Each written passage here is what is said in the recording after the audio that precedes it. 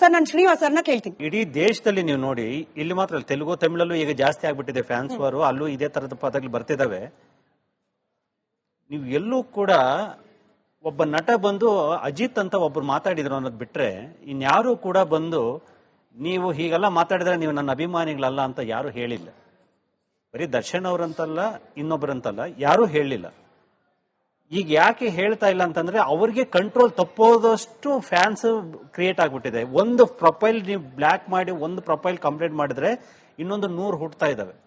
So ನಾನು ಅದನ್ನ ನಿಲ್ಸೋದಕ್ಕಿಂತ ಇವ್ರು ಯಾಕೆ ಇವರೆಲ್ಲಾನು ಬಳಸ್ಬೇಕಾದ್ರೆ ಅಮ್ಮನ್ನ ಅಕ್ಕನ ಇವರೆಲ್ಲ ಗಂಡಸರಲ್ವಾ, ನಾವು ಗಂಡಸರಲ್ವಾ?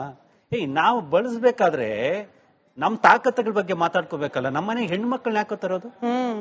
ಅವ್ರ ಅಮ್ಮನ್ನು, ಅವ್ರ ಅಕ್ಕನ್ನು, ನಿನ್ನ ಮಗಳು, ನಿನ್ನ ಹೆಂಡತಿ, ನಾವ್ ಬೈಬೇಕಾದ್ರೆ ನಾವು ಗಂಡಸರ ಅನ್ಬೇಕಾದ್ರೆ ಹೆಂಗಸರಬೇಕಾ? ನಾವು ನಮ್ ಗಂಡಸ್ತಾನ ತೋರಿಸ್ಕೊಳ್ಳೋಣ. ಬಾ ಮಗ ಇಲ್ಲಿ ನೋಡಿ ಸಿಗೋಣ ಬಾರೋ, ತಲೆ ಹೊಡ್ಕೊಳ್ಳೋಣ ಬಾರೋ, ಕರೀರಿ. ನನ್ಗೆ ಇಷ್ಟು ತೋಳಿದೆ, ನನಗೆ ಇಷ್ಟು ಚರ್ಬಿ ಇದೆ, ಬೈಕೊಳ್ರ ಮರಯ್ಯ. ಹೆಣ್ಣು ಮಕ್ಕಳ ಹೆಸರನ್ನು ಬಳಸ್ಕೊಂಡು ಯಾಕೆ ಸರ್ ಬೈಕೋಬೇಕಾದ? ಕನ್ನಡ ಹೋರಾಟಗಾರ ಆಗ್ಲಿ, ಅಭಿಮಾನಿಗಳಾಗ್ಲಿ, ನಮ್ ಗಂಡಸ್ತಾನ ತೋರಿಸ್ಕೊಳ್ಳೋಕೆ ಹೆಣ್ಣು ಮಕ್ಕಳೇ ಬೇಕು ಅಂತಂದ್ರೆ ನಾವು ಗಂಡಸರಲ್ಲ ಕಣೋ. ನಾನು ಇದಂತೂ ಮಾತ್ರ ನಂಬಿಟ್ಟಿದ್ದೇನೆ.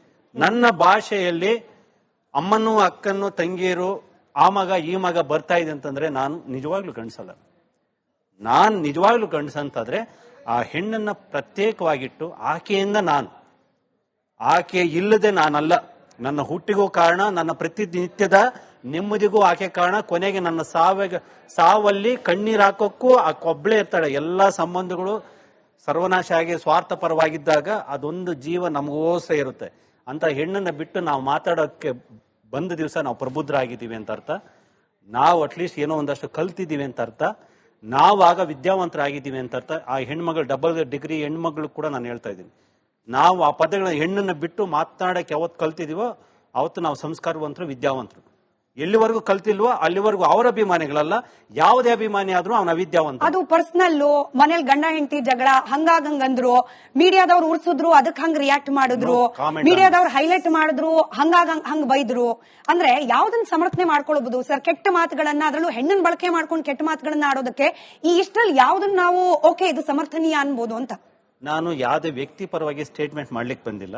ನಾನು ಹೇಳ್ತಿರೋದು ಈ ತರದ್ ಯಾರೇ ಹೆಣ್ಣು ಮಕ್ಕಳನ್ನ ಬಳಸ್ಕೊಂಡು ಬೈಯೋರು ಯಾರು ನನ್ನ ಪ್ರಕಾರ ವಿದ್ಯಾವಂತರಲ್ಲ.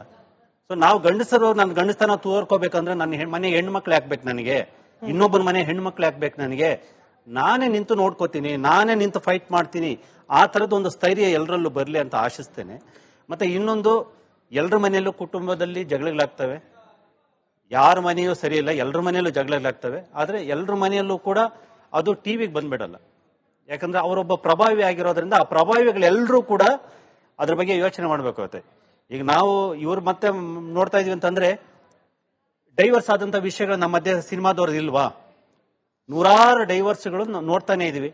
ಆದ್ರೆ ಹೌ ದೇ ಹ್ಯಾವ್ ಡೀಲ್ಡ್, ಅದನ್ನ ಎಷ್ಟು ಚೆನ್ನಾಗಿ ಡೀಲ್ ಮಾಡ್ಕೊಂಡ್ರಲ್ವಾ. ಸೊ ನಾವುಗಳು ಅದನ್ನ ಸಂಸ್ಕಾರವಾಗಿ ಅದನ್ನ ತಗೋಬೇಕು ಪ್ರತಿಯೊಬ್ಬರು ಕೂಡ. ಅಯ್ಯೋ ನನ್ನ ತಪ್ಪು ನನ್ನದು ಮಾತ್ರ ಅಲ್ಲ, ಅಸಂಖ್ಯಾತರ ತಪ್ಪು ಆಗ್ಬಿಡುವಂತಹ ಸಾಧ್ಯತೆ ಇದೆ, ಅಪಾಯ ಇದೆ ಅಂತ ನಾವು ಅಂದ್ಕೊಂಡಿದ್ದೆ. ಆದ್ರೆ ನಾವು ಈ ಸ್ಥಾನವನ್ನು ಸರಿಯಾಗಿ ಗ್ರಹಿಸಿದೀವಿ ಅಂತ, ನಾನು ಎಲ್ಲಿದ್ದೀನಿ ಅಂತ ನನ್ಗೆ ಅರ್ಥವಾಗಿದೆ ಅಂತ. ಸೊ ದರ್ಶನ್ ಅವರ ವಿಷಯದಲ್ಲಿ ನನ್ಗೆ ಬಹಳ ಇಷ್ಟ ಆ ವ್ಯಕ್ತಿ. ಕನ್ನಡದ ರಜನಿಕಾಂತ್ ಯಾರ ಅಂದ್ರೆ ಅವರೊಬ್ಬರೇ. ಬಹಳ ಸೂಪರ್ ಸ್ಟಾರ್ಡಮ್ ಅವ್ರಿಗಿದೆ, ಫ್ಯಾನ್ಸ್ ಬೇಸ್ ಇದೆ. ನಾನು ಒಬ್ಬ ನಟನ ಅಭಿಮಾನಿಯಾಗಿ ಕೂಡ ನಾನು ಈ ಮಾತನ್ನು ಹೇಳ್ತಾ ಇದ್ದೇನೆ ಅಂದ್ರೆ ಆ ಮಟ್ಟಕ್ಕೆ ಅವರಿಗೆ ಕಲ್ಟ್ ಫ್ಯಾನ್ ಬೇಸ್ ಇದೆ ಇರ್ಲಿ. ಬಟ್ ಆ ಸ್ಥಾನ ಅವ್ರಿಗೆ ಗೊತ್ತಿರ್ಬೇಕು. ಬಟ್ ಇದು ಎಲ್ಲಿ ಸರ್ ಅಂದ್ರೆ ನಾವು ಗಮನಿಸಿದ ಹಾಗೆ, ನೀವು ಹೇಳ್ದ ಹಾಗೆ ರಾಜ್ಕುಮಾರ್ ಅವರಾಗ್ಲಿ ಅಥವಾ ವಿಷ್ಣುವರ್ಧನ್ ಅವರಾಗ್ಲಿ, ಅಂಬರೀಷ್ ಅವ್ರಿಗಾಗ್ಲಿ, ಅವ್ರಿಗೂ ಅಭಿಮಾನಿಗಳಿದ್ರು, ನೆಕ್ಸ್ಟ್ ಲೆವೆಲ್ ಅಭಿಮಾನಿಗಳೇ ಇದ್ರು. ಆ ಅಭಿಮಾನ ಬೇರೆಯದ್ದೇ ಸ್ವರೂಪದಲ್ಲಿ ಆಚೆ ಬರ್ತಾ ಇತ್ತು.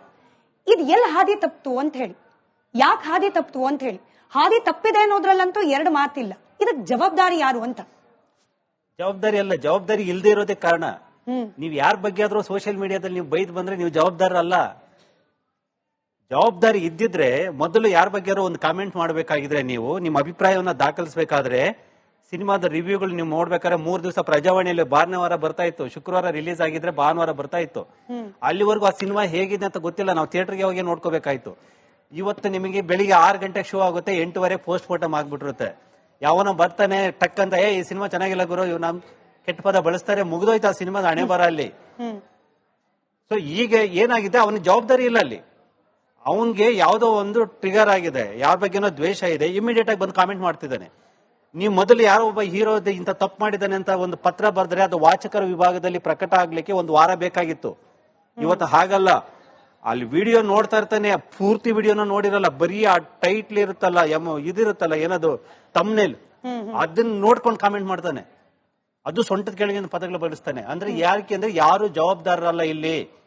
ಅವ್ನ್ ಕಾಮೆಂಟ್ ಮಾಡಿದವ್ನು ಮರ್ತೊಟ್ಟೋಗಿರ್ತಾನೆ. ಬಟ್ ಅದನ್ನ ತಗೊಂಡಂತ ಇಂತ ಹೆಣ್ಮಕ್ಳು ನೋಯ್ತಾರೆ, ಕೆಲವರು ಸೂಸೈಡ್ ಮಾಡ್ಕೊಂಡ್ಬಿಡ್ತಾರೆ, ಕೆಲವರು ಸೋಷಿಯಲ್ ಮೀಡಿಯಾದಿಂದ ಹೊರಗಡೆ ಹೊರಟೋಗಿದ್ದಾರೆ. ನಂದೇ ಹೆಣ್ಣು ಮಕ್ಕಳಿಗೆ ಈ ಸ್ಥಿತಿ ಬಂದ್ರೆ ನಾನು ಏನಾಗ್ಬೋದು ಅಂತ ಪ್ರತಿಯೊಬ್ಬ ಆತರ ಕಾಮೆಂಟ್ ಮಾಡೋನು ಯೋಚನೆ ಮಾಡ್ಕೊಂಡ್ರೆ will get the answer. But ನಾವು ಯಾರು ಕೂಡ ಇನ್ನೊಬ್ಬರ ಸ್ಥಾನದಲ್ಲಿ ನಿಂತು ನೋಡಕ್ ರೆಡಿ ಇಲ್ಲ. ಇದು ಈ ಕಾಲದ ದುರ್ದೈವ. ನಾವಷ್ಟೇ ನಾವು ಅವನನ್ನ ಟಾಂಗ್ ಕೊಡಬೇಕು, ಅವನ್ನ ಬೈಬೇಕು. ಅದೇ ಸ್ಥಾನದಲ್ಲಿ ನಾನಿದ್ರೆ ನನ್ಗೆ ಎಷ್ಟು ನೋವಾಗುತ್ತೆ ಅಂತ ನಾವ್ ಯಾವತ್ತೂ ಯೋಚನೆ ಮಾಡಕ್ ಹೋಗಲ್ಲ. ನನ್ನ ಹೆಣ್ಮಕ್ಳಿದ್ದಿದ್ರೆ ನಾವ್ ಯೋಚನೆ ಮಾಡಕ್ ಹೋಗಲ್ಲ. ಇದು ಕತೆ ಆಗಿರೋದ್ರಿಂದ, ಜವಾಬ್ದಾರಿ ಇಲ್ಲದೆ ಇರೋದ್ರಿಂದ ಇದೆಲ್ಲ ಆಗ್ತಿದೆ. ಜವಾಬ್ದಾರಿ ಫಿಕ್ಸ್ ಆಗ್ಬೇಕು. ಈಗ ರಮ್ಯಾ ಅವರ ಜವಾಬ್ದಾರಿ ಅನ್ನೋದಕ್ಕೆ ಪ್ರಶ್ನೆ ಕೇಳ್ತೀನಿ ಸರ್. ಅಂದ್ರೆ ನೀವೇ ಹೇಳ್ದ ಹಾಗೆ ಅಜಿತ್ ಅವ್ರು ಬಂದ್ರು, ಓಪನ್ ಆಗಿ ಹೇಳಿದ್ರು ನನ್ನ ಅಭಿಮಾನಿಗಳಲ್ಲ ಕೆಟ್ಟದಾಗ ಮಾತಾಡೋರು ಅಂತ. ಕನ್ನಡದವ್ರಿಗೆ ಏನ್ ಕಷ್ಟ ಸರ್ ಇದನ್ನ ಹೇಳಕ್ಕೆ? ಯಾಕೆ ಹೇಳ್ತಿಲ್ಲ? ಎಲ್ಲೋ ಒಂದ್ ಕಡೆ ಹಿಂಗ್ ಹೇಳ್ಬಿಟ್ರೆ ನನ್ಗಿರೋ ಅಭಿಮಾನಿಗಳು ಕಮ್ಮಿ ಆಗ್ಬಿಡ್ತಾರೆ ಅನ್ನೋ ಆತಂಕನ ಹೇಳ್ತಿದ್ರು. ಹೇಳಿದಂತ ಕಾಲ ಆ ಪಾಠಗಳು ಇವ್ರಿಗೆ ಸಿಗ್ತಾ ಇಲ್ಲ. ರಾಜ್ಕುಮಾರ್ ಅವರು ಬಂದು ಹೇಳ್ತಾ ಇರೋರು ಸುಮಾರು, ಈಗಿರೋರು ನಾನು ಮಾತನಾಡ್ತಿರೋದು. ವಿಷ್ಣುವರ್ಧನ್ ಅವರು ಬಂದು ಹೇಳ್ತಾ ಇದ್ರು ಅನೇಕ ಸಂದರ್ಭಗಳಲ್ಲಿ. ವಿಷ್ಣುವರ್ಧನ್ ಅವರು ಹೇಳ್ತಾ ಇದ್ರೆ, ಅಣ್ಣ ನಿಮ್ದೆಲ್ಲ ಕಟ್ಔಟ್ ಸುಟ್ಟಾಕಿದಾರೆ ಅಣ್ಣ ಅಂತ ಹೇಳಿದ್ರೆ ಹೋದ್ರೆ ಹೋಗ್ಲಿ, ನೀವಲ್ಲೆಲ್ಲ ಗಲಾಟೆ ಮಾಡಿದ್ರೆ ನೀವು ನಮ್ಮ ಅಭಿಮಾನಿಗಳಲ್ಲ ಅಂತ ಹೇಳೋರಂತ. ಆ ತರದ ಪ್ರೀತಿಯನ್ನ ಕಾಪಾಡ್ಕೊಂಡು ಬಂದಿದ್ದಾರೆ. ಇವರು ಕರೆದು ಹೇಳಕ್ಕೆ ಯಾಕೆ ಇವ್ರಿಗೆ ಅಂದ್ರೆ ಕಂಟ್ರೋಲ್ ತಪ್ಪೋಗಿದ್ಯಾ, ಇವ್ರಿಗೆ ಕಂಟ್ರೋಲ್ ಸಿಗ್ತಿಲ್ವಾ ನನ್ಗೆ ಗೊತ್ತಾಗ್ತಿಲ್ಲ. ಬಟ್ ಈಗ ಸೋಷಿಯಲ್ ಮೀಡಿಯಾ ನೋಡಿದಾಗಂತೂ ಅನ್ಸುತ್ತೆ ಯಾವ ನಟರ ಕಂಟ್ರೋಲ್ ಅಲ್ಲೂ ಇವ್ರು ಯಾರು ಇಲ್ಲ. ಸೊ ಒಬ್ರಿಗೊಬ್ರು ನೀವು ವಿಷ್ಣುವರ್ಧನ್ ಸರ್ದು ಹೇಳ್ತಾ ಇದ್ರಿ ಉದಾಹರಣೆ, ಅಂದ್ರೆ ಕಟ್ಔಟ್ ಅದ್ ನೀವು ಉದಾಹರಣೆ ಹೇಳೋ ಸಂದರ್ಭದಲ್ಲಿ ನೀವು ಅನೇಕ ವರ್ಷ ವಿಷ್ಣು ಸರ್ ಜೊತೆಯಲ್ಲಿ ಇದ್ದವರು, ನಿಮ್ ಗಮನದಲ್ಲಿ ಬಂದಾಗ ಯಾವ್ದಾದ್ರು ಈ ರೀತಿ ಆಗಿತ್ತಾ? ಅಂದ್ರೆ ಯಾರೋ ಬೇರೆ ನಟನ ಅಭಿಮಾನಿಗಳು ಏನೋ ವಿಷ್ಣುವರ್ಧನ್ ಅವ್ರ ಬಗ್ಗೆ ಮಾತನಾಡಿದ್ರು ಅಂತಲೋ, ಅವ್ರ ವಿರುದ್ಧವಾಗಿ ನಿಂತ್ರು ಅಂತಲೋ, ಅದನ್ನ ವಿಷ್ಣುವರ್ಧನ್ ಅವ್ರು ಹ್ಯಾಂಡಲ್ ಮಾಡಿದ್ದು ಪರಿಸ್ಥಿತಿ ಹೇಗಿತ್ತು ಅಂತ? ಅಲ್ಲೇ ಇದಾರೆ ಡಾಕ್ಟರ್ ರಾಜ್ಕುಮಾರ್ ಅವರ ಅಭಿಮಾನಿಗಳು, ಡಾಕ್ಟರ್ ವಿಷ್ಣುವರ್ಧನ್ ಅವರ ಅಭಿಮಾನಿಗಳು ಇದ್ದಂತ ವೈರತ್ವ ಇದೆಯಲ್ಲ, ಚರಿತ್ರೆಯಲ್ಲಿ ಬರಿಬೇಕಾದಂತ ವೈರತ್ವ ಅದು. ಬಟ್ ಯಾವತ್ತೂ ಇಷ್ಟೆಲ್ಲ ಅಸಹ್ಯಗಳು ಮಾಡ್ಕೊಂಡಿಲ್ಲ. ಒಂದು ಘನತೆಯಿಂದನೇ ಮಾತಾಡ್ಕೊಂಡೆ. ಇವತ್ತು ನಾವು ನೋಡಿ ಪರಸ್ಪರ ಸ್ನೇಹ ಮಿಲಾಯಿಸ್ತೀವಿ, ಆತ್ಮೀಯವಾಗಿದ್ದೀವಿ. ಒಂದು ಘನತೆ ಇತ್ತು, ಒಂದು ವಿರೋಧಕ್ಕೆ ವಿರೋಧವಾಗಿರ್ಲಿಲ್ಲ. ಅದು ವಿರೋಧವಾಗಿದ್ರಷ್ಟೇ ವಿರೋಧ.